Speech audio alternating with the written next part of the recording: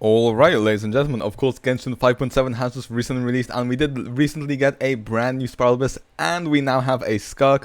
So of course, what else is there to do other than try out SKIRK in the newest Spiral Abyss? Now of course, one thing I should mention is, of course, this Spiral Abyss is heavily favored towards her. I mean, just look at the buffs on both halves. She can literally take advantage of both of them, which is crazy, but especially the second half one. So what I decided to do is, I decided I'm not gonna level up my SKIRK fully yet. She's level 80 with 8 talents. Unfortunately, I did level up her basic attacks without realizing that all her basic attack scalings are in her skill, so that was kind of for nothing. But yeah, what can we do now? Of course, this is level 8, but of course she does get the bonus thanks to her passive here. But yeah, she is C0R0. We are running her on the R5 Finale of the Deep, and then for her constellations, of course, she is C0. We're going to be running her alongside, if we just find SKIRK real quick, there we go, alongside Furina as well as Yelan, because we don't have a Shenhe on discount, and of course Escoffier, who is also level 80 without her talents fully maxed out. So there is a bit of performance missing in this team. And then for the first half, if you're wondering what we're going to be using, it's going to be a Clorinde-Mavuika overload team. So we're going to be picking up a Clorinde here, as well as chevreuse, as well as ororon, because we don't have Yansan and Mavuika to finish it off. So yeah, those are the teams we're going to be using. All builds will be at the end of the video, but with that being said, let's just hop right into it. Okay, and here we are on the first chamber with our Overload Clorinde team on the first half. Now we are just going to pick up this sprinting buff, because I'm not going to lie, there isn't much better that we can pick up. We're just going to go into Clorinde's burst there, so that we can apply Electro, so that then we can trigger chevreuse with Overload on chevreuse with our hold skill. And then we can go ororon EQ into Mavuika ult, as well as a couple of spins. And now we can switch back to our Clorinde as well. Now, of course, this boss does summon in her things here. Now, I'm not 100% sure how her mechanics work. I think we're just going to do this thing on Ororon with his Night Soul state or whatever, which freezes them in place. I'm not entirely sure how this boss's Night Soul mechanics work. It is slightly annoying, I'm not gonna lie. I just wish some of those mechanics weren't in the game, but what can we do? Anyway, we're gonna do the same thing. Clorinde ult into chevreuse, hold skill into ororon EQ, and now we can burst on Mavuika. We didn't have her skill up, but luckily we did just crit that. We did hit for about 330k. Then we can refresh our skill on Mavuika like nothing ever happened. And now we can go into our Clorinde regular rotation. And man, I just absolutely love the Clorinde-Mavuika overload teams, because there are just so many numbers. Clorinde's doing a lot of hits, Mavuika's doing decent off-field damage from off-field, and then you can also front-load some damage with her burst as well. And I'm actually not going to use her burst there, just because I do want to conserve the energy for the first off. And we managed to clear there in about 65 seconds, which is a pretty damn solid clear. Of course, we are aiming for below 90 seconds, which leaves us with our SKIRK now. Now, I need to be entirely honest, I have not played much of SKIRK, especially not seriously, just mostly in the overworld. I've listened to a few guides, I'm not going to lie. I normally just have them on as background sounds rather than as actually watching them to learn about the character. I know there's a hybrid playstyle where you can start off the first chamber with her ult, and now that I think about it, I don't think I needed to actually press my hold skill there, because we already had the bar full, so I think all we had to do was just use our ult and then go into our skill. But you know what, we're still doing okay damage even though all of our buffs ended, so I don't want to complain too much there. We can go back into a new rotation here as well. We just use our tap skill there and do more normal attacks. Of course, this is the Yelan variant, so she will benefit normal attacks more, because obviously her burst only triggers off normal attacks, other than so you know, SKIRK's burst playstyle is much better if you have someone like Shenhe instead of Yelan, but it's still fine here either way. Most of you guys are wondering, we are using Marche on SKIRK, because unfortunately, whilst I did farm some of her pieces and actually got decent ones, they weren't quite as good as the up one. Anyway, we do just use our skill there, because we should have enough of our rotation left over to finish this guy off.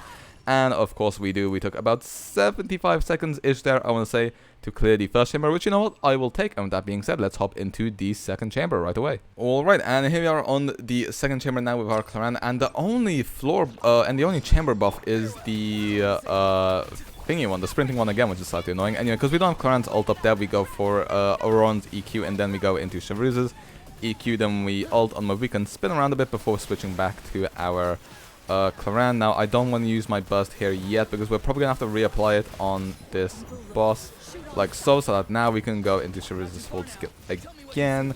And I think we should get one rotation off before he raises his resistances and puts those, what are they called? His little berries, which you have to apply pyro to, which we should be able to do with chevreuse's ult pretty easily. I don't want him to hit me. Okay, never mind, we don't. Okay, actually, never mind. Her ult should trigger, so we should be good here.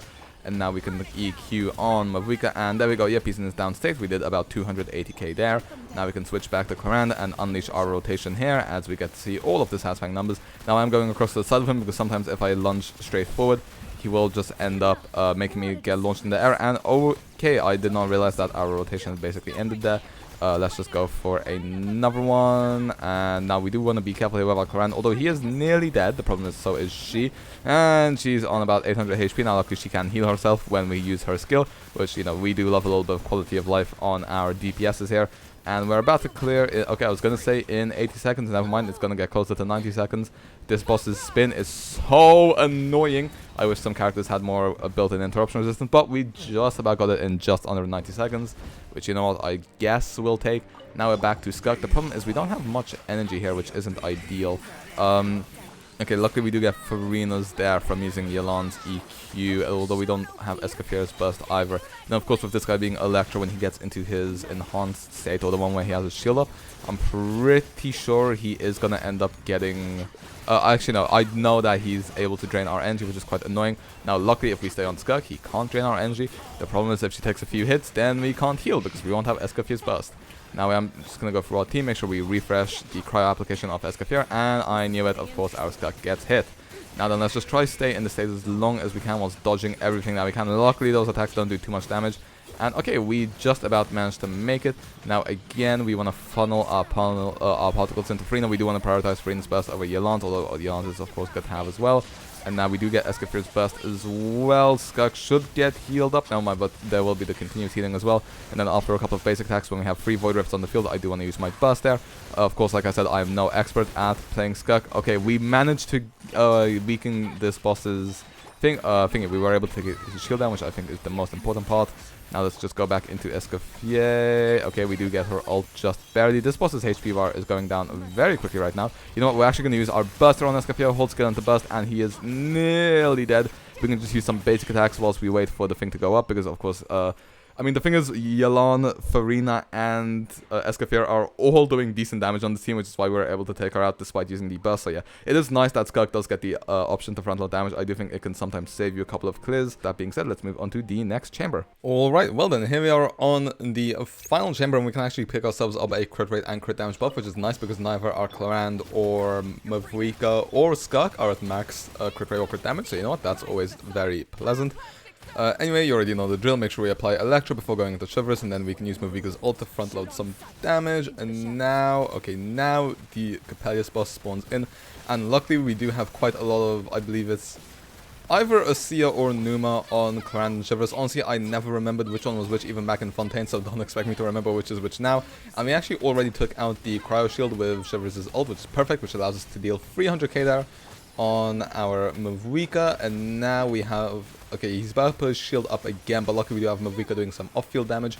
And then of course the Electro from Clorinde as well will be doing very good work against this shield, like so. And now this boss is already nearly dead, even though it's not been a minute yet even. And I think he just got disabled from us applying Numa off of Clorinde and chevreuse. I think it's Numa. I know it's the purple one, which I believe is Numa, but I'm not quite sure. But that clear took us exactly 1 minute, which is what you love to see. And now, of course, we are now up against SKIRK, against this boss, which I'm not gonna lie might be the most boring boss in the entirety of Abyss. Because I swear, if you have cryo, this guy just stands still. Now, what I will say is, I actually originally didn't want to use chevreuse. I wanted to try using a Charlotte. But unfortunately, whenever I tried playing Charlotte, I just could not get it to work. Especially on the second chamber with the Seahorse, because we just needed so much cryo application that I wasn't able to clear the first half quick enough to allow us to go for Charlotte on the second half. So yeah, it is kind of unfortunate, but I think it's popular knowledge that although SKIRK doesn't need Escoffier, she feels much better to play with Escoffier. If you have Furina and Escoffier, then you're set. Your last slot doesn't really matter all that much. But if you don't, then I wouldn't say it's a struggle, but it definitely feels worse to play, even though, like, numerically speaking, it's not as bad. Anyway, we have nearly cleared this boss, this boss in a minute rather. You know what, maybe we can go ahead and use SKIRK's ultimate here to finish him off. Oops, I completely forgot to pop our ult on Escoffier, and what the hell, I swear this guy just jacked up his resistances for a second. Why were my hits doing like 1k? Or maybe it's because I didn't heal, so I didn't get Furina's ult or the buff of Finale of the Deep. But yeah, there you go. There we have it. Unfortunately, whilst I couldn't get the clear done with Charlotte, we did manage to do it with Escoffier, and we managed to do it very, very quickly. I mean, like I said, we cleared that basically in about a minute for the final chamber, and the boss does have quite a fair bit of HP, so yeah, that's it for the clear. And with that being said, let's move on to some character builds, as well as the outro, and maybe some final thoughts as well. Well then, as you can see, Skirk alongside Furina and Escoffier is just absolutely OP. I don't even think it really matters who you have as your 4th slot. Now, of course, Yelan does greatly benefit the normal attack playstyle. The burst playstyle is slightly weaker with her, so when you do use it, it's not as strong as if you use someone like Mona, Shenhe, stuff like that. But still, this team does feel very good to play when it comes to... And also, I do just think, like, legit, the 4th slot, even if you use, like, Morlani, Sitlali, Charlotte on TTDS, Dahlia, especially at C6, I think all of these would feel just fine. So, yeah, definitely really liking Skirk, although it is kind of sucky that she does rely on these two quite heavily. Like I said, I did try Charlotte, but not to much avail. When it comes to our build real quick, 40 crit rate of course goes up to 76 thanks to Marsh Say, 207 crit damage, ER literally doesn't matter whatsoever, it is an absolutely wasted stat. Weapons, like I said, are 5 Finale of the Deep. When it comes to our sets, like I said, Marsh Say, we do have a version of Finale of the Deep, which does have higher crit value, but then when we actually look at the stats, they're slightly worse, and it's only 50 something crit rate, because we don't have a crit rate circlet, instead we are on a crit damage one. So yeah, that is unfortunate. And then Constellations, once again, C0 with 588 talents. Of course, this getting a +1. When it comes to our furina, 64 crit, 207 crit damage, 168 ER. Weapons is on a R1 Fav Sword. Artifacts here, Golden Troop, of course, HP crit, as well as C0 with 2 10 talents. This is normally 2 910.